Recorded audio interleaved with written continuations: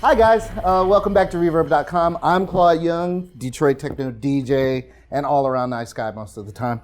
I'd like to show you a trick that I used to do when I first started playing in the early 90s. I was living in the UK, and this is a trick that I would often pull out at really famous kind of UK techno clubs like the Orbit or Voodoo Club in Liverpool, places that I would play at. And this is the upside down reverse record trick. And why would we do this? Sometimes if you're playing vinyl sets, maybe you wanna, let's say you have double copies of the same track and you wanna raise the energy. So why not play the record forward a little bit and then you mix into a reversed version. To do this trick, we're gonna need, of course, your favorite record that you wanna play backwards. You're gonna need a spool of thread that you can get from a craft shop for very little. To also do this trick, you're gonna need a simple cigarette filter, which you can buy from tobacco shop. You're gonna take your spool of thread and hopefully the size is the same size as the point in the turntable that you put your record on.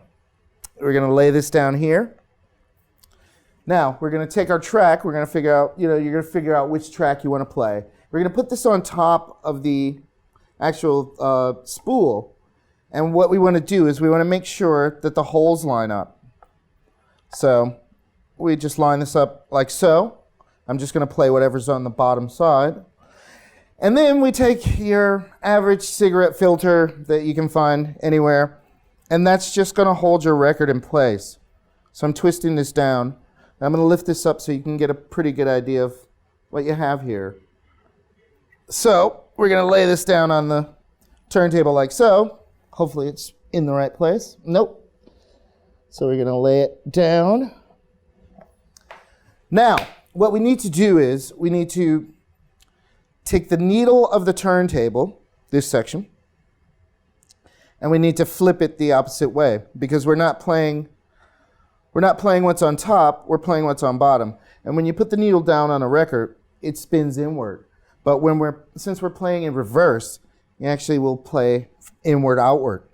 And there were old records that were cut like that. There were some rock records that were cut like that, and many records that were cut like that in Detroit, actually, at National Sound. All right, so we're gonna back off on this a little bit, back off on these weights. And in a previous video, I did a video of setting up the tone arm, and basically what we're doing here is in reverse.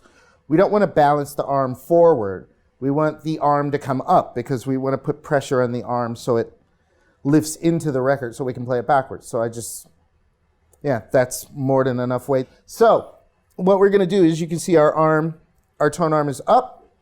We're gonna place this needle right under the record. I'm just gonna pick an arbitrary spot so you can get the general gist of the idea. And I'm gonna start the record. It's slowly spinning. And as it gets up to speed, I'm gonna fade it in.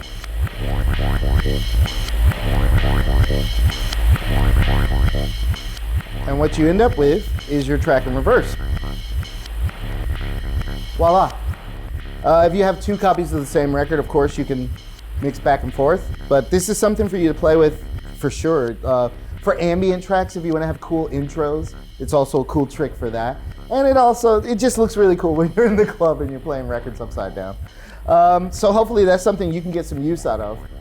Thanks for stopping by. This is Reverb.com. I'm Claude Young from Detroit, and we'll see you next time.